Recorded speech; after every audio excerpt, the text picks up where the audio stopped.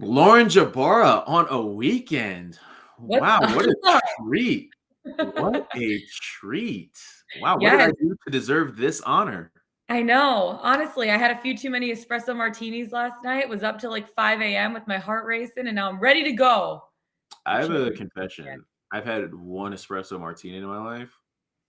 Didn't Only really like one. it. Didn't like it. I'm one of those people, if I like it, I'm gonna stick with it. Like I get this, I'm one of those people, I get the same thing at every restaurant. Like I have Okay. one thing at every restaurant and I just stick with it. If it works, it works. I don't stray away from the plan. But if I don't like something, I probably will never try it again. If you get it, you get it. If If you you don't, don't, you don't. you don't. No, Exactly. honestly though, I will challenge you to try another espresso martini because maybe there are times where I've had them and they are maybe 3 out of 10. You got to get one that's a 12 out of 10 to really Okay. keep it going. Like if you want to like have a night and just like have energy and you don't want necessarily a Red Bull vodka, the espresso martinis are the way to go. They're classy, they're chic, and they give you a little like heart rate So lift. what you're saying is I need to make a trip back to Atlanta and have our friends shake one up and Yes, pour. Okay, absolutely. that's what I need Absolutely. to do. Yeah, yeah, yeah. All right. So, well, this is Let's Bet It, of course. And before we get into today's show, we have a lot to get to. Make sure you download the Pickswise app. It's available in the Apple App Store and on Google Play. And of course, subscribe to the YouTube channel. We do this show every day, 10 a.m. We try to give out winners. I think we do more times than We not. got a lot of winners, We I got would a say. lot of winners here. Yeah. So you don't want to miss out on any of that content. Today, we're going to have Lauren give out her NFL picks as we get ready for a big weekend in the NFL.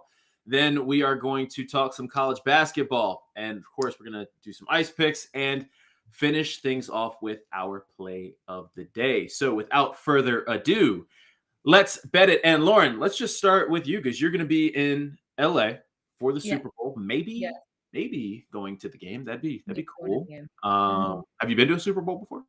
I have never been to a Super Bowl before, I can honestly say. I've been to a World Series game, never Hmm. a Super Bowl. So that would I be went. truly crossing something off my bucket list, and I really wanna go to SoFi Stadium because I heard it's, like, literally the coolest Looks cool stadium. on TV. Yeah, never been to Yeah. SoFi. Been to a Super Bowl. I went to probably the most boring Super Bowl ever. It was Which that one? the Patriots Rams Super Bowl when it was in Oh, Atlanta, and there was just super exciting. just no action, nothing happening. And then the way that the press box is set up, I couldn't even hear the halftime show because it's so insulated. So it's just Yeah, and this and the halftime show TVs is are gonna be sick. It's and gonna the be TVs so are sick. muted. So it's just the halftime show in LA is gonna be sick. This was the one where they had Big Boy and it was like, oh, is Andre 3000 gonna come out to be out? And I mean it was a cool halftime show, but like I mean Yeah. who else was that? Was that Maroon 5? Not Maroon 5. God, I honestly don't remember the halftime shows. Like, I I think it was barely Maroon 5, really? which makes it worse because I I mean that's a do like cool Maroon halftime show. 5, actually. Adam Levine, he was voted sexiest man of the year, I Exactly. think, 1 year. Listen, I mean, it was a banging halftime show. I couldn't hear any of it, but it looked cool. It looked Um, awesome. The lights were anyway, super we're getting off topic here. We're getting off topic. If you're gonna be in LA, maybe at the Super Bowl, which matchup would you like to see if you're gonna have your butt in SoFi? To be honest with you, give me the underdogs. The Bengals, Cincinnati Bengals, America's team at this point, the Cincinnati Bengals. I really want to see them beat the Chiefs, to be honest with you. I know a lot of people will disagree with me because the Chiefs, like, if they don't win the Super Bowl right now, like they basically have a straight path to win the Super Bowl. The Kansas City Chiefs do. I want to see the Bengals beat them on Sunday, tomorrow. Oh my gosh, tomorrow's already Sunday. And I'd like to see the 49ers honestly win over the Rams. I really like how the 49ers play. I think they're an exciting team. I've seen Matthew Stafford play one too many times. I just think he doesn't have what it takes in big moments like that. So we're going to see what's going to happen. I would love to see the underdogs play in the Super Bowl. 49ers taking on the Bengals. Give it to me, baby. All I'm right, ready. that's your heart. That's your heart. What's your wallet saying? What are you? What You are know some of what? your I hear plays? it. Okay. Let's go, Bengals! Joe Burrow. What would make this moment better is if I had those glasses. I don't know if you still have them next to you I right got now. it. They're not in the room. They're not in the room right Oh, now. But missed opportunity, Alex. Missed opportunity. I should have I told you to should have grab just been them able to before. throw them on. Honestly, before I actually give my real researched picks, I am betting the Bengals money line. I'm sprinkling it just because I really want to see them win. That's more of a heart bet for me. The heart bet, yeah. That's more of a heart bet for me. In terms of actually betting aside, like I'm technically betting aside with the Bengals. I don't necessarily think they're going to win the game, but I really want them to win. And so that just like gives me a little extra stake in it for me to root for them during the game. For that game, the AFC Championship game, I'm actually betting the over 54.5 for this one. So you look at both the Bengals and the Chiefs, both teams combined for 65 points when they played against each other in week 17. Neither defense has really gotten tougher since. They're both decent defenses. I mean, Kansas City is a good defense. Kansas City, though, has allowed the most passing yards, 554, and passing touchdowns, 6 of all of the remaining 4 playoff teams so far. Cincinnati allowed 530 passing yards and the most rushing yards, 211 of all postseason teams left. Now, Joe Burrow, Patty Mahomes, they've been stellar. Week 17, Joe Burrow threw for 446 yards. Ja'Marr Chase destroyed the Chiefs secondary for 266 yards, 3 touchdowns. Kansas City only had 4 sacks against Joe Burrow in week 17. Well, guess what? Last week, Joe Burrow given his O-line a little stare down because he got sacked 9 times and they still won. They still won that game. Joe Burrow's going to do his thing. Patrick Mahomes, enough said. We saw what he was able to do in 13 seconds last week. I like the over. I'm actually going to hammer it hard.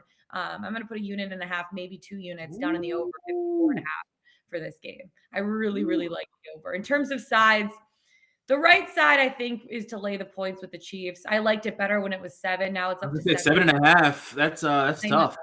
That hook, it really is a killer for me. If you bet it earlier in the week and you got the Chiefs at 7, you're in a good spot.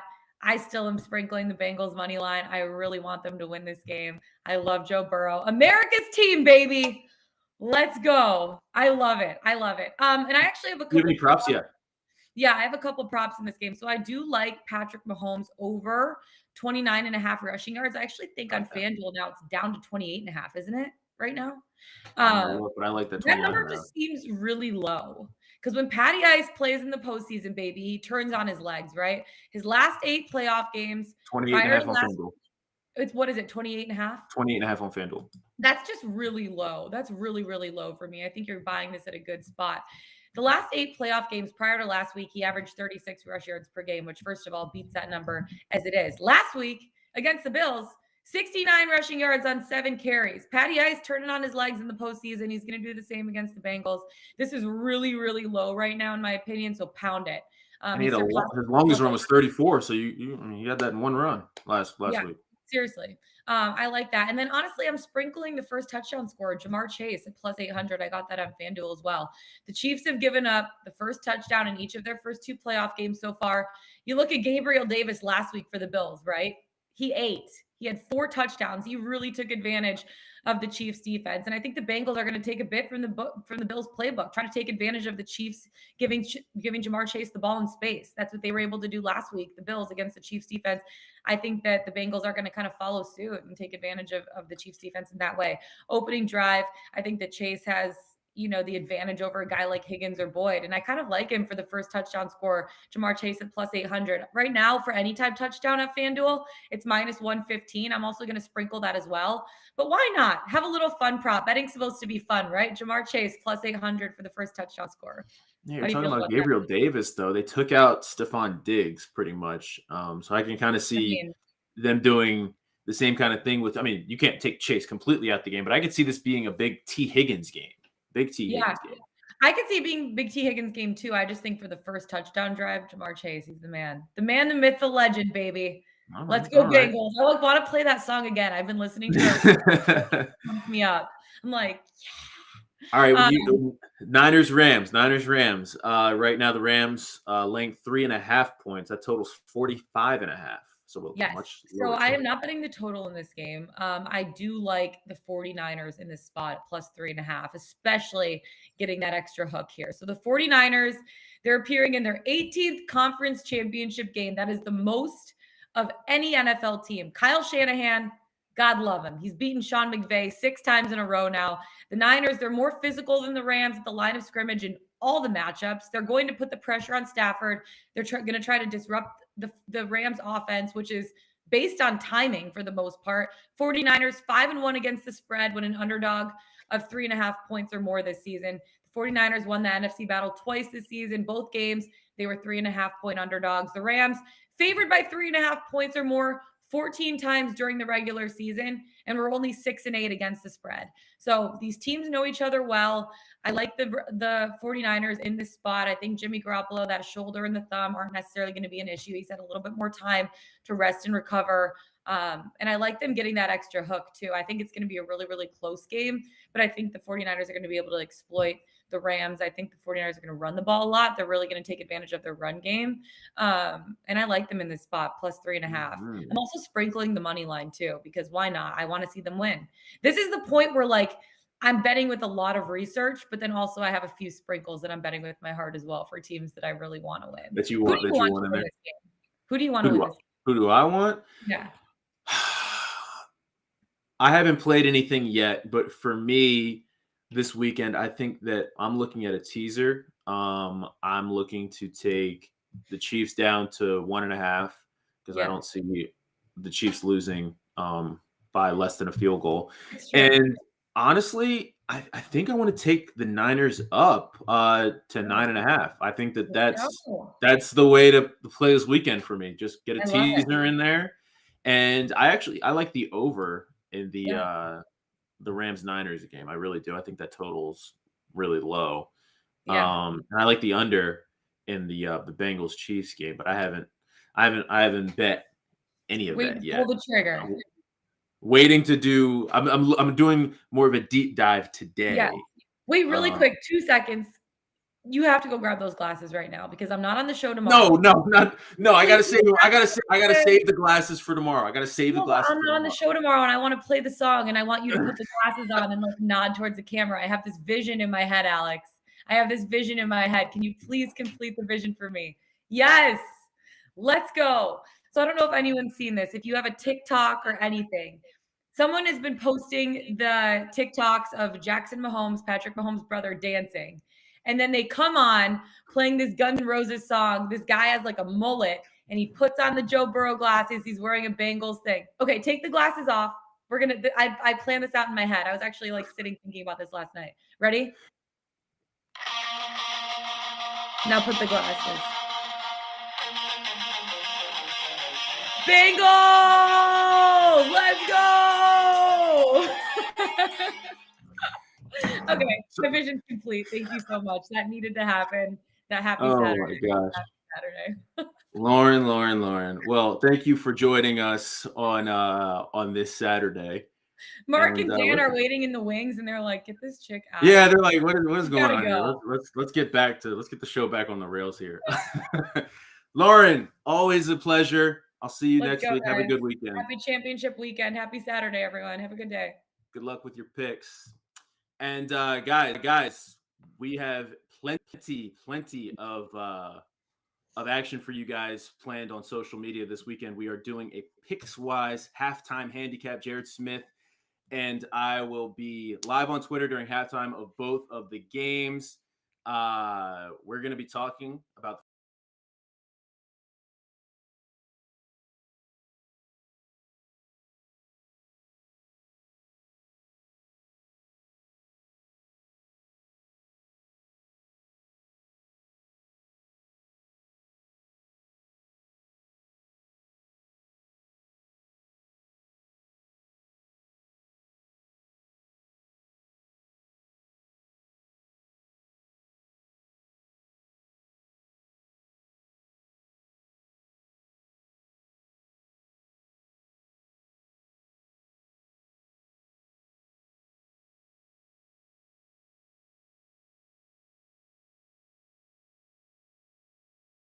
this.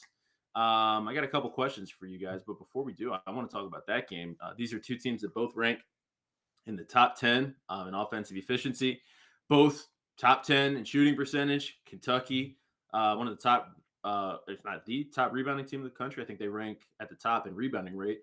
For me, when I'm looking at this game, Kentucky's longer defensively, and I think they got the best big man on the floor in Oscar Tshiebwe. And that's what it's going to come down for me. I don't really have a pick in this game, but I'm leaning Kentucky. But what do you guys think about that analysis? Dan, I know that you're on Kansas, correct? Yeah, well, hard to go against you, I guess, with that. But I mean, the big thing to watch here, and maybe we'll get some clarity coming down later today, is if Ty Washington is playing for Kentucky, and I think that goes into a lot of what this pick is. I am just assuming he's out because there hasn't been good practice reports. There hasn't been good vibes with his ankle injury. It doesn't seem like they're going to rush him back just for this, big non-conference game and try to get him healthy for down the stretch here in the SEC play. So I think he's going to be out, and I think this line reflects that. Kansas being, 5-point favorites, and it might even go up a point or two once we get firm news that Washington is out here. But I think that's a huge deal for Kentucky here. I know Oscar Tshiebwe is a beast down low, and he'll definitely have a matchup advantage there against David McCormick for Kansas. But the Washington absence is big for me. Just one less trustworthy ball handler on the road in a tough environment here.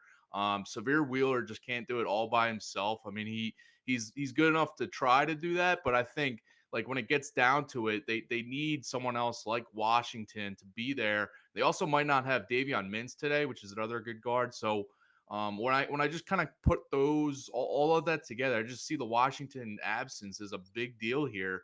I think it's a big ask for Kentucky to go on the road. They're actually 0-3 against the spread as underdogs and 1-4 against the spread on the road this season. Just have had trouble playing on the road and as underdogs in this situation. So yeah, I'm on Kansas here. I've been more impressed with them lately, getting everybody healthy and everyone back in their mix. For the love of God, can somebody start calling out screens for Wheeler, man? I mean, Right? That geez. guy's getting banged up. I mean, they need him out there.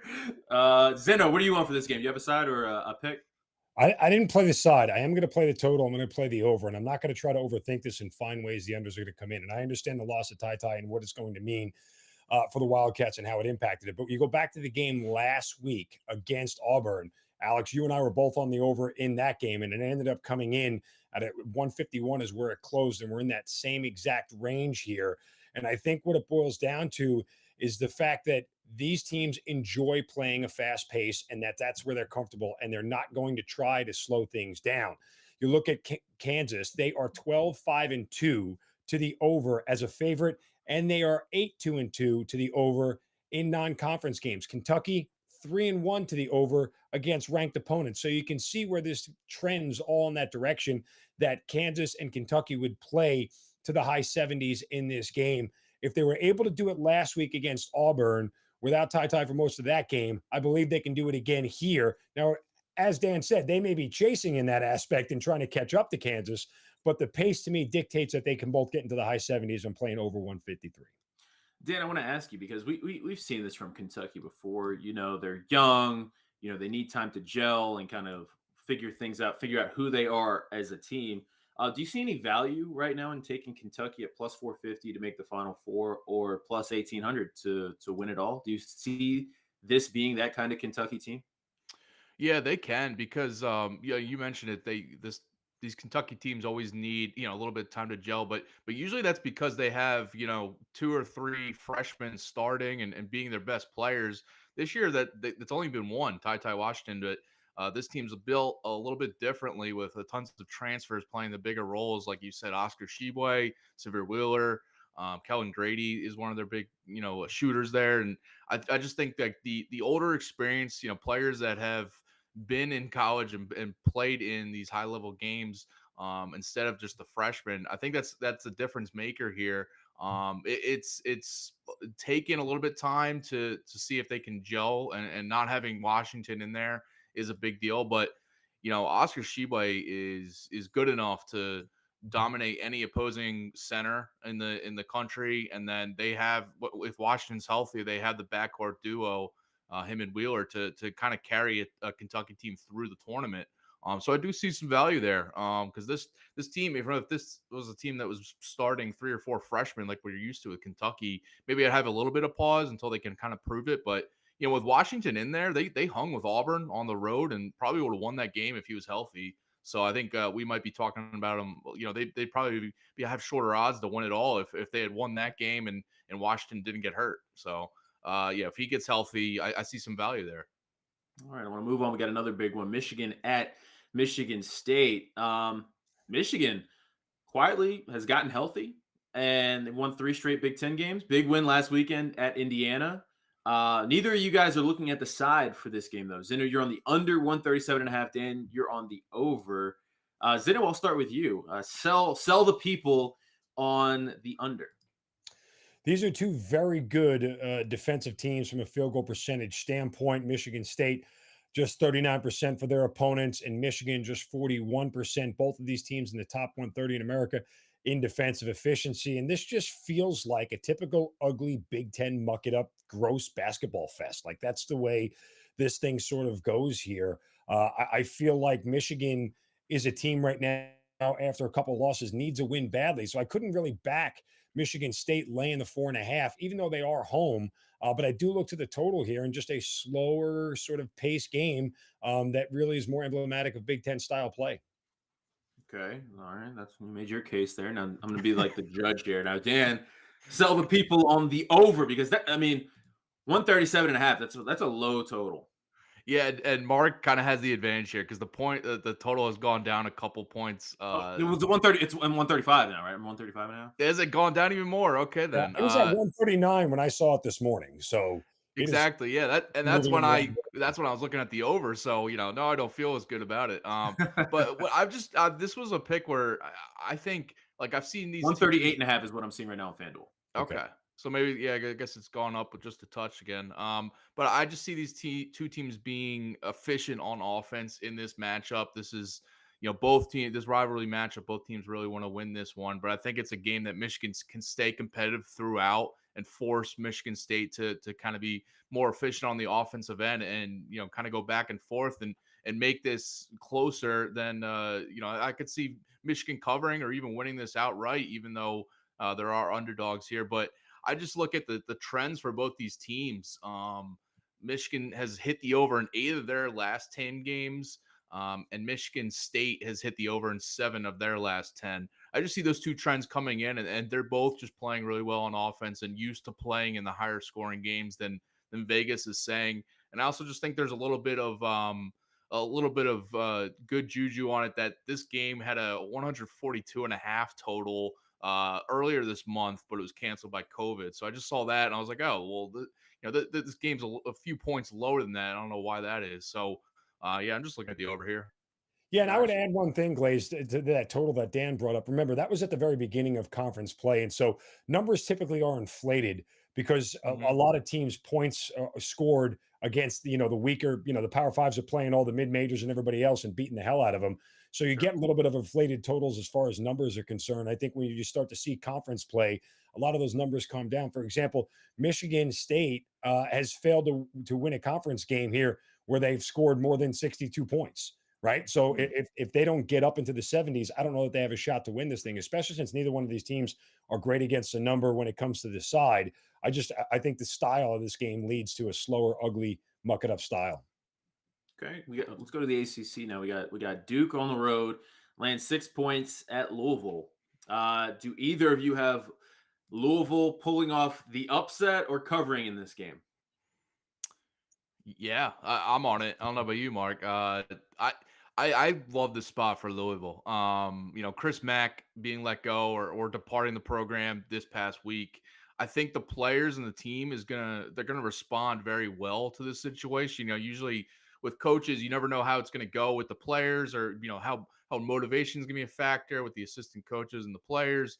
But I think this is a situation where the players and the coach were not really getting along before. There's this dysfunction in that program, and there's enough talent on this Louisville team that they can play with anybody in the country, including Duke here. And I think at home, they're going to be motivated to kind of go out and prove that, maybe Chris Mack was using them wrong or not giving someone enough playing time or giving enough role in the offensive end. So I think I'm not sure how they're going to do it with the starting lineup because that starting lineup's been moving around, but whoever is not starting, coming off the bench, is going to be motivated to prove, and vice versa with the starters.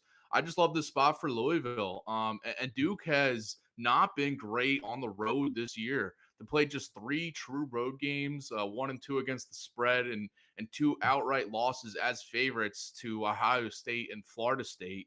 And Duke's also a big factor here is they're probably without Trevor Keels, one of their top ball handlers and kind of playmakers on offense.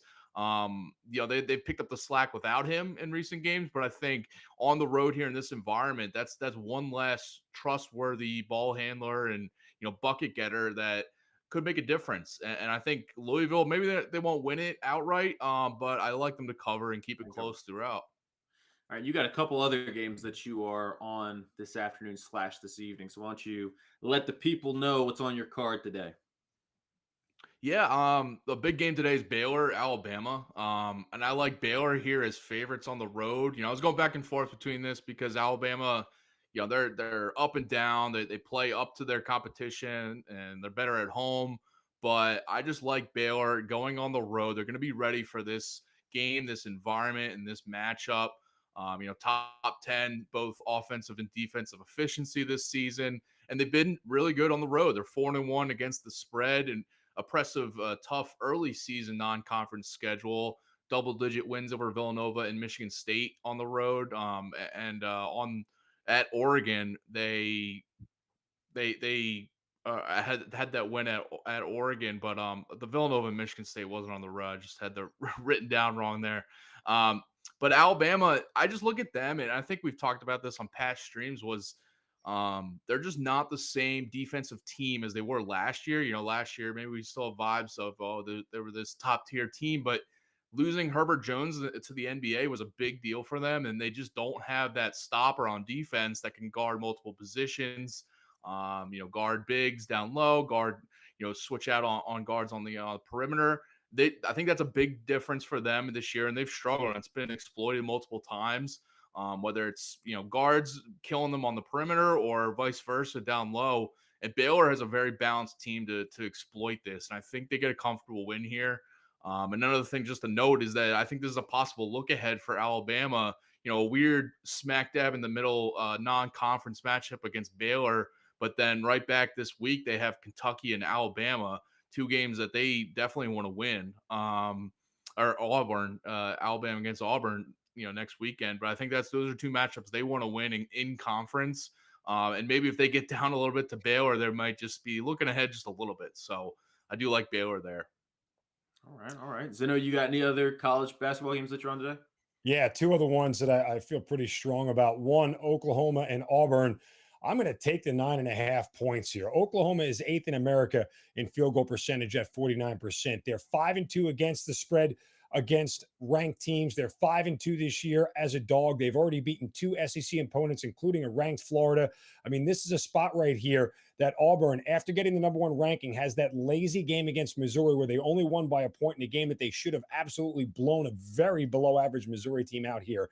I like Oklahoma. They're just too good of a shooting team for me not to take 9.5 points and see if Auburn can deal with the pressure of being the number 1 team in the nation. Also, I'm going to continue with the Big 12 SEC matchup here. Iowa State hosting Missouri. Love the Cyclones. It's a big number, and their offense could give you a little bit of pause laying the 10.5, but I'm going to do it here. Again, this is a bad Missouri team who I think sort of blew their wad playing number 1 Auburn as close as they did. Iowa State, 86th in America in field goal percentage defense, an outstanding, defensive team. Missouri, not good on the offensive end, averaging just 67 points per game. Missouri only has 1 road win this year. They've lost 4 of their last 5 on the road. And get this, guys, their last 4 losses have been by 10, 44, 27, and 37.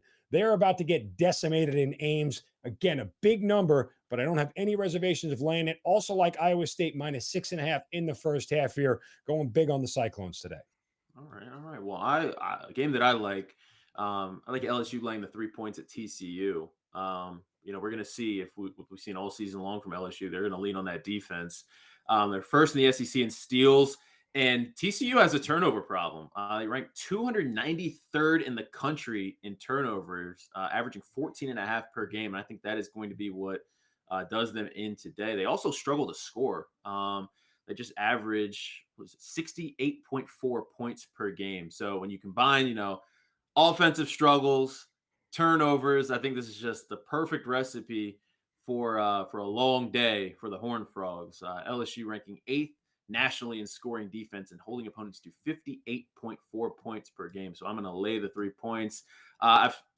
LSU's been a weird team for me because of their offense, but I think this is a spot where we can see a lot of defense turning into offense for them. So I have no problem laying the points there with them. And Dan, I saw that you were on the under in that game as well, correct? And I mean that's Yeah. another low total. So we're thinking the same thing: defense and Yeah. defense turning into offense for LSU.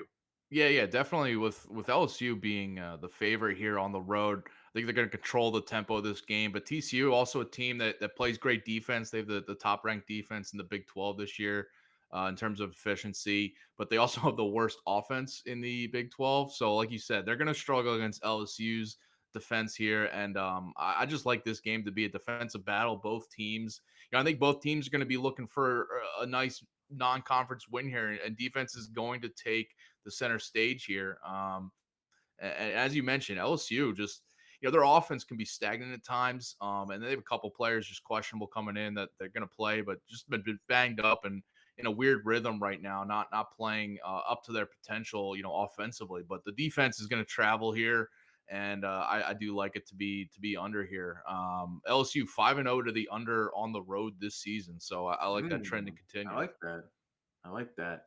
All right, that's Dan Servodidio. Yep. Didio. Lead college basketball analyst for Fantasy Alarm. Dan, really appreciate your time, and I'm going to get your name right the next time you're on. I promise you. Yeah, it sounded out. It's a tough one. The extra D. It's a tough one, but I'm going to get it. Curtis is outranked by Italians on this show. Look at that. There we go. Dan, Thank you guys. Appreciate it.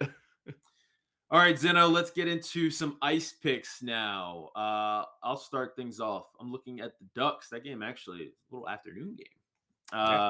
Ducks on the 3-way money line tonight. Ottawa has really struggled offensively this year, and they'll be without Josh Norris and Drake Batherson, two of their top 3 scorers. And so that is obviously a big blow for a Senators team that already was struggling offensively. So that's bad news for them.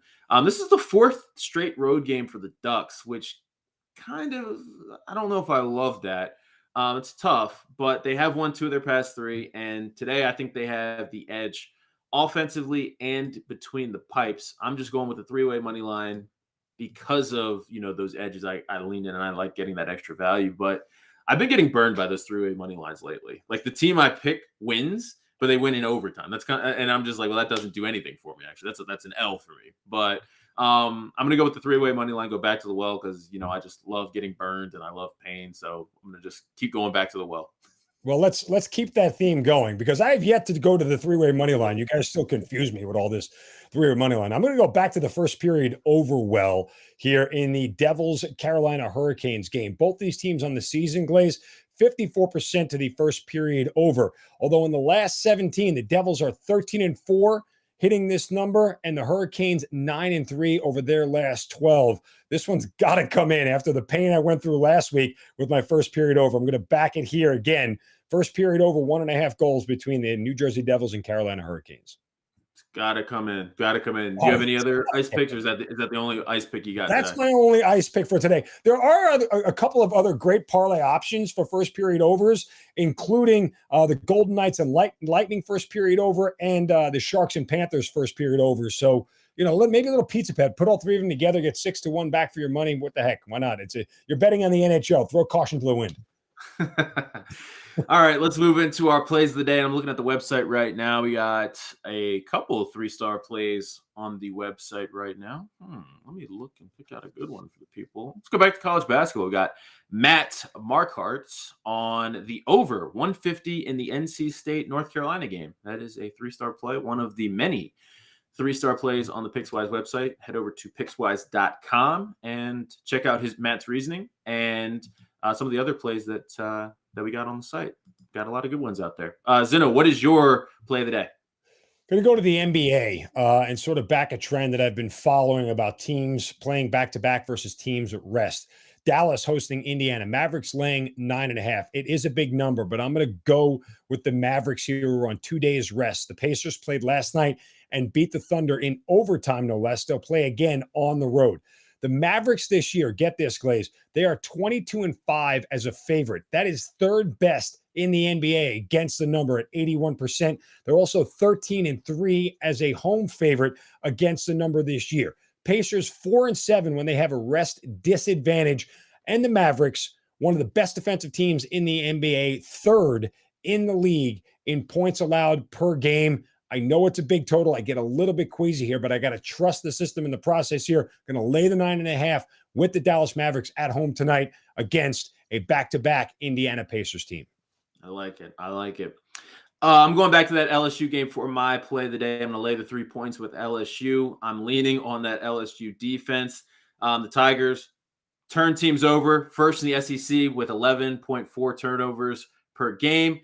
TCU's got a turnover problem. They rank 293rd in the country in turnovers. They struggle on offense, and I see a lot of defense turning into offense today for the Tigers. It's going to be a long day for TCU. This LSU defense holding opponents to 58.4 points per game. I'm expecting a big defensive performance from LSU, and I have no problem laying the 3 points with the Tigers today. Before we go, I have to mention one more time the Pickswise halftime handicap. Jared Smith and I will be live on Twitter during halftime of both of the conference championship games tomorrow. You know I'm going to bother the hell out of you, right? Like both of you during the entire halftime show. That's right. Well, it's the halftime show on Twitter. We're just going to be the guys. We're going to be breaking down the first half, and we're also going to be looking at the live lines and try to give out – we're going to give out a winner, one winner. We're going to try to come together and give out one winner for the second half. And yeah, it's going to be a lot of fun. And of course, you can chime in on social media as well. We're always checking the comments here and seeing what you guys are tuning in. But should be a lot of fun this weekend. So the Pickswise halftime handicap during halftime of both of the conference championship games this weekend. That'll do it. That'll do it for us today. I mean, listen, we got a lot of action. It's kind of like the calm before the storm. Tomorrow's going to be a big day. And we're going to be back tomorrow at 10 a.m. So good luck with your picks tonight. We'll be back tomorrow.